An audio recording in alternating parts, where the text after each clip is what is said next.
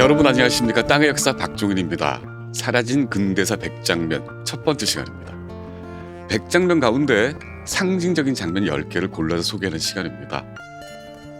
역사를 움직이는 동력은 지성과 교류입니다. 조선의 근대사에서 그 지성과 교류가 어떤 방식으로 작동했는지 알아보겠습니다. 소위 한국사만 읽으면 조선은 찬란한 나라입니다. 그런데 같은 시대 다른 세상과 비교해서 보면 보이지 않던 일들이 보입니다. 오늘의 제목은 지성의 파멸선언, 병오소회와 칸세의 이학의 금입니다. 제 책 1권에서는 장면 7과 장면 8입니다.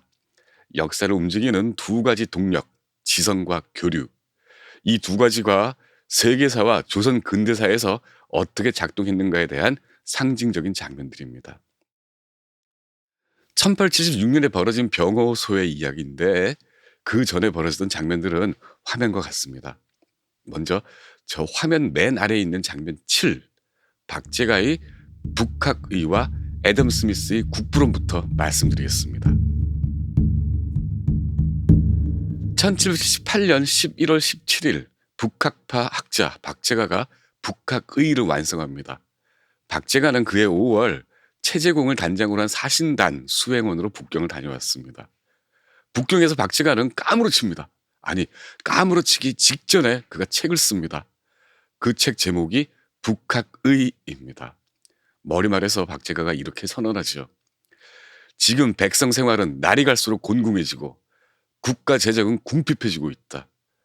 사대부가 구제하지 않고 팔짱을 낀 채 바라만 보고 있을 것인가. 모른 척하고 과거 습속에 젖어 편안히 안락을 누릴 것인가. 맞습니다. 박제가는 오랑캐 나라 청나라 수도에서 깨닫습니다. 조선 백성은 곤궁해지고 재정이 궁핍해지고 있었습니다. 지식인과 권력자들은 국부 창출 대신에 수직적인 성리학 질서 유지에 온 힘을 기울여왔죠. 1776년 6월 10일 영조가 수원에 행차했는데 그때 기마병 가운데 말이 없는 병사 8명, 발 받침대가 없는 병사가 4명, 새끼줄로 발 받침대를 만든 병사가 11명이었답니다. 영조는 이 보고를 받고 놀랍구나 하고 한마디 하고 맙니다. 1744년 영조는 황해도 수사 박문수가 군함 건조용 예산을 신청하니까 왜 군함을 나라 돈으로 만드냐고 질책하게 됐죠. 이 이야기 또한 이 책에 잘 나와 있습니다. 박제가가 북학의를 쓴 1778년 그 조선 왕국은 궁궐 수비대가 새끼줄 허리띠를 두르고 경비를 서는 더욱 가난한 나라로 변해 있었습니다. 귀국하자마자 박제가는 놀라 까무라칠 정도로 화려한 북경과 거지굴 같은 한성 풍물을 석 달에 걸쳐 북학의에 자세하게 기록했습니다. 도대체 이런 책이 왜 생겼을까요? 박제가에 따르면 상공업을 진흥하지 않은 조선 경제 시스템과 이를 방관하는 산업공상이라는 신분제가 문제였습니다. 그때 조선 지식인들은 물건을 만들고 팔아서 돈을 버는 행위를 부도덕하다고 비난합니다. 부귀를 사치라고 비난합니다. 오로지 검소한만을 최고 미덕으로 생각합니다. 박제가가 예언합니다. 조선은 그 검소한 탓에 반드시 망한다. 박제가는 상공업과 무역을 통해서 조선이 가난에서 탈출해서 선진 청나라처럼 부강해질 방법을 제시합니다. 도로를 만들고 수레를 만들고 물건을 생산하고 물건을 팔고 외국과 무역을 해서 부자가 되자고 합니다. 이 북학의는 위선적인 도덕 대신에 직업적 평등과 근대 경제 시스템을 강조한 첫 저술서입니다. 1778년 11월 17일은 그 책이 완성된 달입니다. 시간이 되면 이 북학의를 꼭 읽어보시기 바랍니다. 안대회 교수가 주석을 단 완역 정본 북학의를 강력히 추천합니다. 요약하자면 북학의는 북쪽 청나라에게서 사상과 제도를 배워 부국 강명을 이루자는 책입니다. 비록 성리학적 세계관을 벗어나지 못한 그런 한계는 있었지만 조선 500년 사상 전무후무했던 중상주의 사상이었습니다. 박제가 같은 생각을 가진 사람들을 북학파라고 합니다. 그 북학파에는 이런 사람들이 있었습니다. 홍대용, 박지원, 이덕무, 류금, 이희경, 유득공, 박제가, 이서구, 서유구. 이 사람들은 1760년대 서울 종로에 살면서 함께 시를 쓰는 시회 모임을 만듭니다. 종로 탑골공원에 지금도 남아있는 원각사지 10층 석탑 주변에 살았다고 해서 백탑파라고 불립니다. 당시 권세를 휘두르던 노롱 가문도 있었고 박제가나 이덕무처럼 차별받는 서울 출신도 있었습니다. 하지만 백탑파에게 신분은 문제가 되지 못했습니다. 시와 철학, 이 두 가지가 이들 사이 우정을 맺어준 사슬이요 열쇠였죠. 나이 차에도 불구하고 서로를 헐뜯는 농담도 서슴지 않았던 친구들입니다. 이들 가운데 연암 박지원이 북학파 가운데 으뜸으로 꼽힙니다. 탁월한 식견, 글재주 모두를 존경하게 만들 정도였으니까요. 외부로부터 충격을 받을 때 이 세상이 변하는 법입니다. 백탑파 가운데 청나라를 다녀왔던 사람이 홍대용, 박지원, 이덕무, 박제가 등등이었습니다. 시로 뭉쳤던 백탑파는 이들을 통해서 서서히 세상을 바꾸려는 중상주의 집단으로 성장합니다. 유럽에서는 그 변혁 의지가 폭풍처럼 대륙을 휩쓸었습니다. 백탑파 혹은 북학파가 요동치고 있던 1776년 유럽에는 어마어마한 일이 벌어집니다. 1776년 3월 8일 스코틀랜드 글래스고 대학 기능공 출신 제임스 와트가 증기기관 상용화에 성공합니다. 20년에 걸친 연구개발 결과입니다. 영국 버밍햄에서 발행되던 버밍햄 가젯이라는 신문은 3월 11일 월요일자 신문에 이렇게 보도합니다. 지난 금요일 8일 여러 과학계 인사들은 와트 씨가 팁턴에 있는 블룸필드 탄광에서 선보인 일관되고 강력한 기계에 흥분했다. 탄광에 가득 찬 물을 순식간에 빼내는 증기기관 펌프가 최초로 선을 보인 날입니다. 현장에 있던 과학계 인사만 흥분하거나 끝난 기계가 아니었습니다. 증기기관은 이후 강력한 동력이 필요한 모든 산업 분야, 아니 이 세계를 혁명적으로 바꿔버립니다. 하루가 지난 3월 9일 역시 글래스고대 교수 출신인 애덤 스미스가 국부론을 출판합니다. 국부론은 국부의 근원을 탐구하는 고전 경제학의 기초서입니다. 태동하기 시작한 자본주의와 시장 원리를 처음으로 규명한 책이며 시장은 보이지 않는 손으로 상징되는 시장 정제 원리가 움직인다고 선언한 책입니다. 이제 세상을 움직이는 동력은 도덕률에서 시스템과 자본과 생산으로 대체됩니다. 그리고 4개월 뒤인 1776년 7월 4일 1620년 잉글랜드 왕실의 탄압에 반발해서 신대륙을 찾았던 그 청교도 후손들이 156년 만에 독립을 선언합니다. 만인은 평등하며 이에 반하는 정부는 언제든지 폐지할 수 있다는 국가와 시민사회가 분리된 존재임을 천명한 충격적 선언입니다. 산업혁명과 시민혁명 그리고 다가올 근대 경제 시스템을 분석한 혁명적인 서적. 근대를 알리는 세 가지 사건이 하루 사이, 넉 달 사이에 동시다발적으로 폭발합니다. 서로 짜고 친 고스톱이 아닙니다. 근대라는 시대에 필요한 지적, 물적 기반을 두고 여러 사람들이 저마다 치열하게 고민한 결과였죠. 조선 지식인들도 마찬가지였습니다. 18세기 후반 청나라라는 외부 문물에 충격을 받고서 국내 모순을 외면하지 않고 새 시대를 준비하던 사람들, 그들이 백탑하고 북학파였습니다. 그런데 홍대용도 박지원도 권력세계 주변 사람이었습니다. 다른 북학파 역시 권력과 거리가 먼 서울 출신들이었죠. 세상을 변혁하는 방식이 혁명이라면 무력이 필요합니다. 그 방식이 개혁이라면 권력이 필요합니다. 북학파는 무력 없는 선비고 권력 없는 주변인이었습니다. 성리학에 쌓아놓은 두껍고 높은 지적 울타리를 벗어날 수 있었다면 이들은 조선을 뒤흔들 변혁 세력이 됐을지도 모릅니다.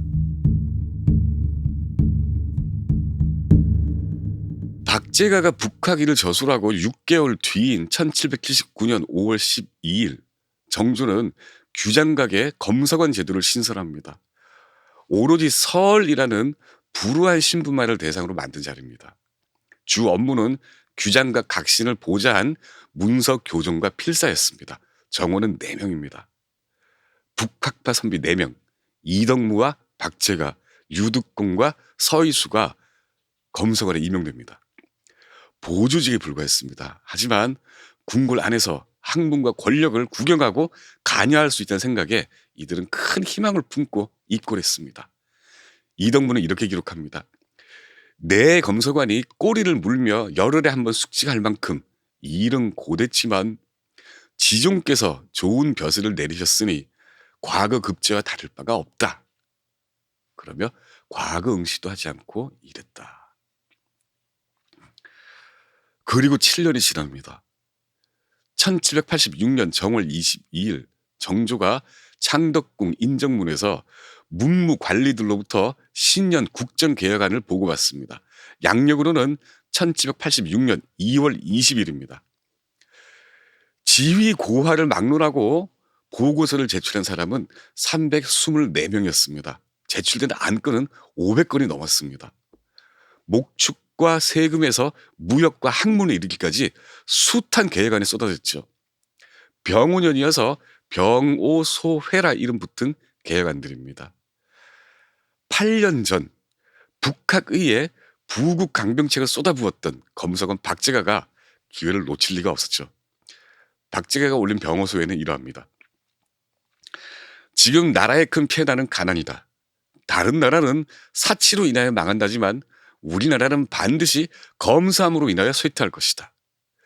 비단 옷을 입지 않으니 비단 짜는 기계가 없다. 여인들은 일이 끊겼다. 물이 새는 배를 타고 목욕시키지 않는 말을 타고 찌그러진 그릇에 담긴 밥을 먹고 진흙더미 집에서 지내니 온갖 제조업이 끊겼다. 세상이 나빠져서 백성이 가난하다고 하는데 이는 나라가 스스로를 속이는 짓이다. 박제가는 부국책으로 중국과 통상을 하고 서양인을 고용해서 기술을 익히고 사대부에게 장사를 허용하자고 주장합니다. 일본과 티벳, 자바성과 몽골까지 전쟁이 사라진 지 200년이 됐으니 나라를 잘 정비하면 10년 뒤 조선 왕국 거적대기 초가집은 화려한 누각으로 바뀌리라라고 예언합니다. 그리고 박제가는 하루 휴가 그리고 필경사 10명만 주시면 폐부에 담긴 생각을 다 쏟아내겠다고 정조에게 요청합니다. 정조가 내린 답변은 이렇습니다. 여러 조목으로 진술한 내용을 보니 내 식견과 취향을 볼 수 있구나. 개혁안 채택을 거부한다는 뜻입니다. 이날 정조가 채택한 개혁안 가운데 대사헌 김이소와 대사간 심풍지가 내놓은 개혁안이 들어있었습니다. 두 사람은 이렇게 주장합니다. 북경에서 사오는 책들은 우리 유가의 글이 아니니 부정한 서적이다. 사교가 유행하는 이유는 바로 이들 서적 탓이다. 기강이 문란해지고 법이 해이해졌다. 사신들이 그 나라 사람들과 따로 만나 대화를 하고 편지와 선물을 주고받는다. 정조가 바로 답을 내립니다.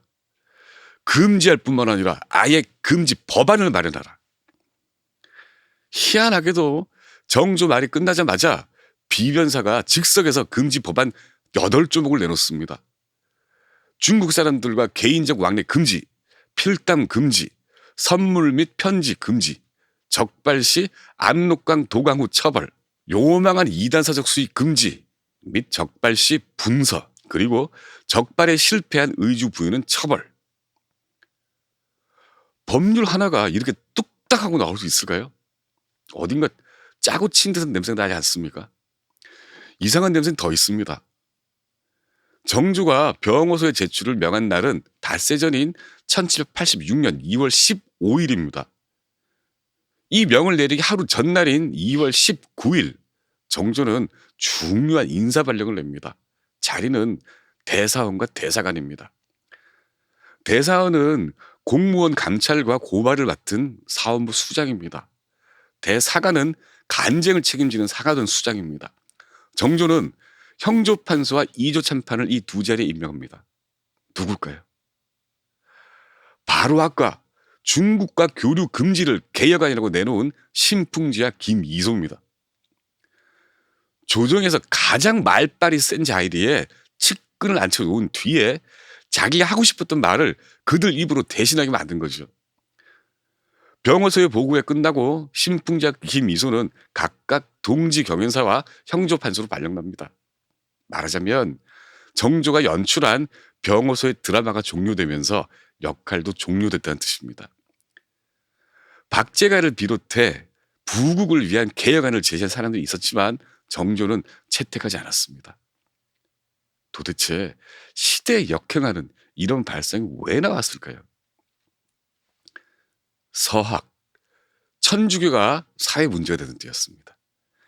한 해 전인 1785년 3월 서울 명동 명려방에 사는 김범우라는 사람 집에서 사대부 가문 사내들이 천주교 집회를 정기적으로 갔다가 적발된 사건이 있었습니다.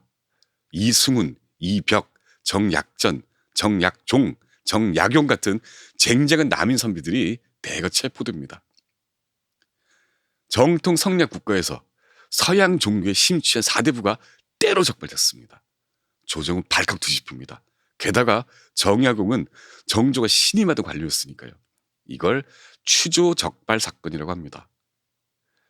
1800년 정조가 죽고 이듬해 정약용이 포항을 거쳐서 강진으로 유배당한 빌미도 이 사건에서 비롯됐습니다. 정조는 스스로를 군사, 군주며 스승이라고 자부했던 사람입니다. 체포된 사대부로 인해서 자기의 정치적 위상이 흔들릴까 고민합니다.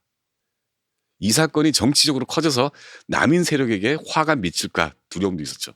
마침내 정조는 이들을 죽이는 대신에 성리학 체제를 보호하고 천주교 전파를 원천 봉쇄하기로 결정합니다. 그래서 신풍지와 김이소 입을 빌려서 서학 전래 진앙지인 북경으로부터 성리학 이외 학문은 일체 유입 금지령을 내린 거죠. 제가 여러 번 말씀드렸지만 지구상 모든 변화는 새로운 정보와 사상에서 나옵니다. 정조 시대는 그 변화가 가장 필요했던 시대였습니다. 변화를 위한 외부 학문이 진입 준비를 완료한 시대였습니다. 백타파. 그 새로운 시대에 가장 치열하게 준비된 집단이 그 백타파고 북학파였습니다. 병어소에는 백타파와 그들이 준비하던 미래에 대한 파멸선언이었습니다. 병어소의 4년 뒤 일본으로 가볼까요? 1790년 에도 막부는 주자학을 뺀 다른 학문을 이단으로 규정하고 교습을 금지합니다. 이걸 칸세이 이학의 금이라고 합니다. 칸세이는 당시 일본이 쓰던 연호입니다. 주자성리학은 질서를 중시하는 이념입니다.